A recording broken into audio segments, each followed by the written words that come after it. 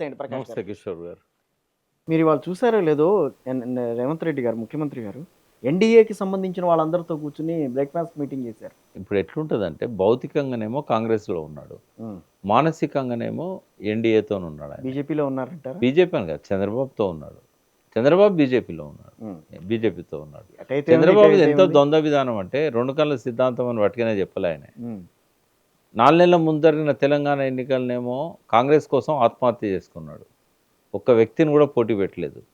మళ్ళీ అదే 4-5 నెలల తర్వాత జరిగిన ఆంధ్ర ఎలక్షన్స్లనేమో ఏకంగా బీజేపీతోనే పొత్తు పెట్టుకున్నాడు. అంటే విలువలు లేని రాజకీయ నాయకుడు, most senior politician, most experienced politician ఎవరన్నా ఈ 2 రాష్ట్రాల్లో ఉన్నారా అని క్వశ్చన్ వేస్తే ఉమ్, ఇంకా ఆప్షనే ఉండదు 4 పేర్లు పెట్టడానికి. ఓన్లీ చంద్రబాబు నాయుడు. ఫస్ట్ పేరు Chandrababu Naidu, second Chandrababu Naidu, third Chandrababu Naidu, fourth Chandrababu Naidu. ఎందుకంటే ఇప్పటికే ఆయన 2 సార్లు ఇక్కడ ముఖ్యమంత్రి, అక్కడ 2 సార్లు ముఖ్యమంత్రి. ఉమ్, అంటే దాదాపు 19 ఏళ్ల పాటు ముఖ్యమంత్రి, 19.5 ఏళ్ళు. ఉమ్, ఈ రికార్డు ఎవరు బ్రేక్ చేయలేడు. సెకండ్ ఏంది, 10 ఏళ్ళు అక్కడ ప్రతిపక్ష ఇక్కడ ప్రతిపక్ష నాయకుడు, yes. 5 ఏళ్ళు అక్కడ ఐదేళ్ల ప్రతిపక్ష ప్రతిపక్ష నాయకుడు. నాయకుడు. అంటే 15 ఏళ్ళు ప్రతిపక్షము, 20 ఏళ్ళు 20 ముఖ్యమంత్రి. Yes. 20 ఏళ్ళు ముఖ్యమంత్రి ఆయన. ఎవరన్నారా తెలుగు రాష్ట్రాలు? 40 ఏళ్ల రాజకీయ జీవితంలో 20 ఏళ్ళు ముఖ్యమంత్రిగా ఉన్నారు ఆయన. ఎవరు లేరు కదా. కానీ అటువంటి ఒక పరిణతి చెందిన గొప్ప నాయకుడు ఉమ్, విలువలు లేకుండా బతకడమే బాధాకరం.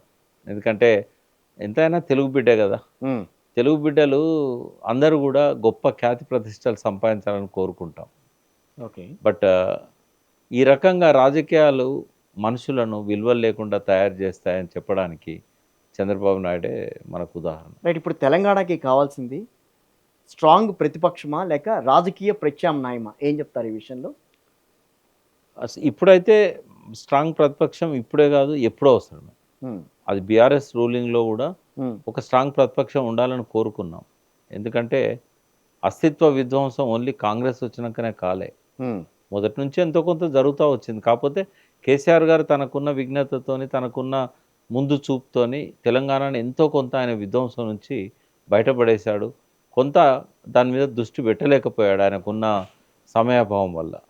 బట్ ఆయనే తెలంగాణ ప్రజలను ప్రేమించినంతగా, తెలంగాణ ప్రాంతాన్ని ప్రేమించినంతగా ఇంకెవరు కూడా దీనికోసం ప్రాణత్యాగానికి సిద్ధపడ్డ నాయకుడు ఆయన. కాబట్టి ఒక బలమైన ప్రతిపక్షంగా ఆయనే ఇక్కడ ఇవాళ వ్యవహరిస్తున్నాడు. ఆయన సభలో లేకపోయినా ఆయన ఆలోచనలతోనే ఇక్కడ ప్రతిపక్షం వ్యవహరిస్తూ ఉన్నాడు. yes, అవును.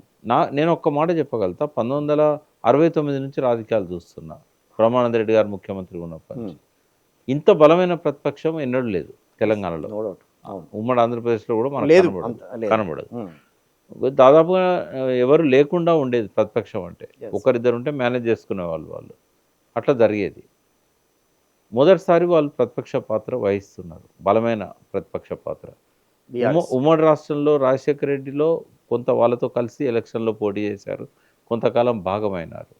సెకండ్ టర్మ్లో ప్రతిపక్ష పాత్ర వహించినా కూడా బోటాబోటి సంఖ్యతోని Yes. బలమైన ప్రతిపక్షంగా ఇప్పుడు ఎవాల్వ్ అయ్యారు. ఉమ్, రేపు అధికారంలోకి వచ్చినాక డెఫినెట్గా మీరు అన్న రెండవ దానికి సమాధానం, ఉమ్, ఒక సమర్థవంతమైన పాలన అందించాల్సిన అవసరం ఉంది. ఉమ్, గతంలో జరిగిన తప్పులను సరిదిద్దుకోవాల్సిన అవసరం ఉంది. మళ్ళీ అటువంటి తప్పులు చేయకుండా సంక్షేమాన్ని, అభివృద్ధిని సమతూకంలో ముందు నడిపించాల్సిన అవసరం ఉన్నది. ఇది ప్రతిపక్షంలో ఉన్న ఆ పార్టీతో సాధ్యమవుతుంది, అధికారంలో ఉన్న ఆ పార్టీతోనే సాధ్యమవుతుంది.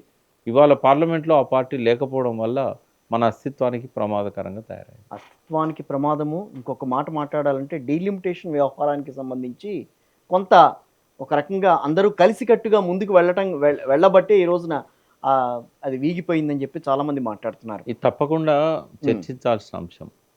ఇలా నేను ఇద్దరిని విమర్శిస్తాను, ప్రతిపక్షాన్ని, అధికార పక్షాన్ని. ఉమ్, ఎందుకు అంటే అధికార పక్షం ఏమో ఈ బిల్లు గెలవాలని లేదు వాళ్ళకి. వాస్తవంగా మహిళా బిల్లు ఇప్పటికే ఆమోదమైంది, చట్టమైంది. గతంలో అయింది కదా అది. ఒక నిమిషం అయింది. మహిళా బిల్లును ఎవరు వ్యతిరేకించలే. డీలిమిటేషన్ అయితే మహిళా బిల్లును డీలిమిటేషన్తో పెట్టడంతో వ్యతిరేకించాల్సి వచ్చింది.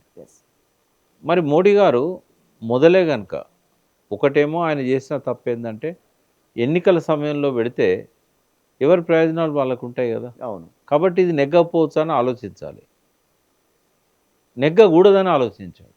నెగ్గకూడదని ఆలోచన కూడదని ఆలోచించాడు. నెగ్గకపోతే ఏమవుతుందంటే ప్రతిపక్షాలు మహిళా బిల్లుకు వ్యతిరేకం. మహిళా బిల్లు ఎప్పుడో ఆమోదమైంది. ఈ డైలాగ్ చూసి చాలామంది ఏమంటారు తెలుసా, అరే మహిళా బిల్లు 33 ఏళ్ళ నుంచి ఉన్నది ఇంకా ఆమోదం పొందలేదా అనుకుంటాను. ఆమోదం పొందింది, చట్టం కూడా అయింది, రాష్ట్రపతి సంతకం కూడా అయింది. కానీ మహిళా బిల్లులో ఒకే ఒక్క క్లాజు, అదేంటి అంటే 2027 సెన్సెస్ తర్వాత జనాభా లెక్కల ప్రకారం జరిగే డీలిమిటేషన్ తర్వాత మహిళలకు రిజర్వేషన్ ఉంటుంది అనేది అందులో ఉంది. ఈయనకేమో తొందర ఎక్కువ ఉంది. ఎందుకంటే నెక్స్ట్ 4th టైం మళ్ళీ ప్రధానమంత్రి కావాలంటే ఇప్పుడే బిల్లు పెట్టాలి.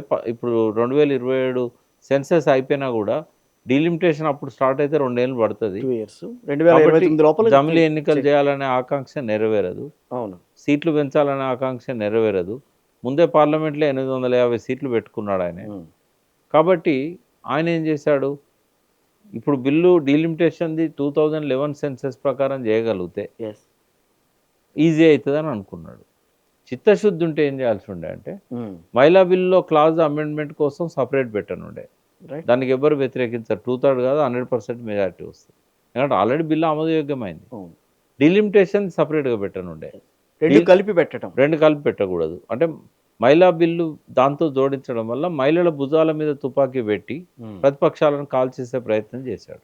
ఎందుకంటే రేపు పశ్చిమ బెంగాల్ ఎన్నికలు ఉన్నాయి. పశ్చిమ బెంగాల్ అండ్ తమిళనాడు రెండు దిక్కులో కూడా ఏంటంటే ఆ రెండు పార్టీలు దీన్ని వ్యతిరేకిస్తాయి. కాబట్టి ఇగో వీళ్ళు మహిళలకు వ్యతిరేకం, వీళ్ళు మహిళలకు అనుకూలం కాదు.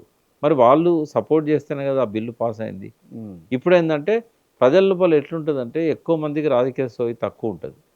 వాళ్ళని ఈజీగా మభ్యపెట్టచ్చు. ఇప్పుడు మీరు కొంతమందిని పిలిచి అడిగారు అనుకోండి, మహిళా బిల్లు ఉన్నట్టా పోయినట్టా అంటే ఇంకెక్కడ మహిళా బిల్లు 33 ఏళ్ళ నుంచి కొట్లాడినా మహిళలకు అన్యాయం చేశారని చెప్తారు. అయితే బిల్లు చట్టరూపం దాల్చిందన్న విషయం ఎవరికి తెలియదు, దాచేస్తారు, దాచేస్తారు, అర్ధ సత్యాలు చెప్తారు. ఇప్పుడు పెద్ద ఎత్తున తమిళనాడు అండ్ వెస్ట్ బెంగాల్లో ఇలా పొద్దున్నే స్టార్ట్ అయింది ప్రచారం మహిళా బిల్లుకు వ్యతిరేకం. వాళ్ళు మహిళా బిల్లుకు వ్యతిరేకం కాదు, ఇంకోటి ఏం చేశారంటే నిజంగానే బిల్లు ఆమోదం పొందాలంటే ముందు అఖిలపక్షాన్ని పిలిచి మీరు ఎందుకు వ్యతిరేకిస్తున్నారు, మీ ఆకాంక్షని నెరవేరుస్తా, అది రాజకీయ ప్రాసెస్, అది మీరు జనాభా ఎక్కువ ఉన్న కాడ ఎక్కువ సీట్లు వస్తున్నాయని చెప్పి ఆబ్జెక్షన్ చేస్తాను కదా. ఈ పార్లమెంట్లో చేసిన ప్రకటన ఏదైతే ఉన్నదో, నేను అన్ని రాష్ట్రాల్లో 50% పెంచుతా అని మొదలే పెట్టుంటే బిల్లులో వీళ్ళు వ్యతిరేకించే వల్ల కాదు, వ్యతిరేకించరు. మరి పార్లమెంట్లో చెప్పినాక కూడా ఎందుకు వ్యతిరేకించారు అంటే క్లాజ్ పెట్టలేదు అనేది ఒకటి. రెండవది, ఒకవేళ నిజంగానే క్లాజ్ పెట్టి ఓటింగ్ పెడితే మనం ఒప్పుకున్నాం అనుకో, ఈ రెండు రాష్ట్రాల్లో వాళ్ళకి మైలేజ్ వస్తుంది. నేను ఒక ఐఏఎస్ ఆఫీసర్ని అడిగా వెస్ట్ బెంగాల్, ఆయన అబ్జర్వర్గా పోయాడు, ఎట్లుంది అన్న, చాలా గుంజుకొచ్చింది బీజేపీ, 2-3% తేడా ఉంది, మాక్సిమం 3-4% కంటే ఎక్కువ లేదన్నాడు. సార్ వాళ్ళ కొంత అయితే ఈ 3-4 సార్ వల్ల లక్షల ఓట్లు పోయినాయి. ఈ 3-4% వల్ల ఏమవుతుంది తెలుసా, ఇప్పుడు ఈ మహిళా బిల్లును వ్యతిరేకించారు మమతా బెనర్జీ ఎంపీలు అని అంటే మహిళలలో ఆ 3-4% తేడా వస్తుంది. 2% తేడా వచ్చినా చాలు కదా. అవును, ఆ మైలేజ్ ఇప్పుడు బీజేపీ కొట్టబోతుంది. వాళ్ళకి ఏది ఎక్కడ పోయినా పర్వాలేదు కానీ వెస్ట్ బెంగాల్లో గెలవాలి. ఎందుకంటే వెస్ట్ బెంగాల్లో గెలిస్తే ఇంకా భారతదేశంలో అడ్డు ఉండదు. కమ్యూనిస్టు కంచుకోటను మమతా బద్దలు కొడితే మమతా పార్టీని ఈ బీజేపీ బద్దలు కొట్టింది అనేది వాళ్ళకి కావాలి.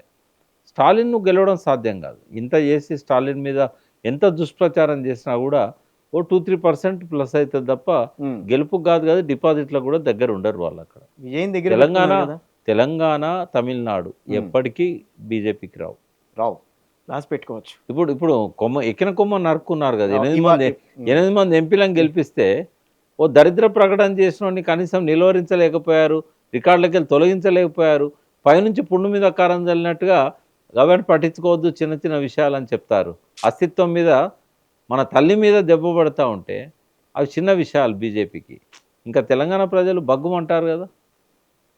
కాబట్టి ఈ రెండు రాష్ట్రాల్లో వాళ్ళు ఏం చేసినా, ఎన్ని సర్కస్ ఫీట్లు చేసినా కాదు. ఇప్పుడు ఇదివరకు ఏం చేసేవాళ్ళు అంటే నోట్లు పంచేవాళ్ళు, మందు తాగిచ్చేవాళ్ళు, ఓట్లను కొల్లగొట్టేవాళ్ళు.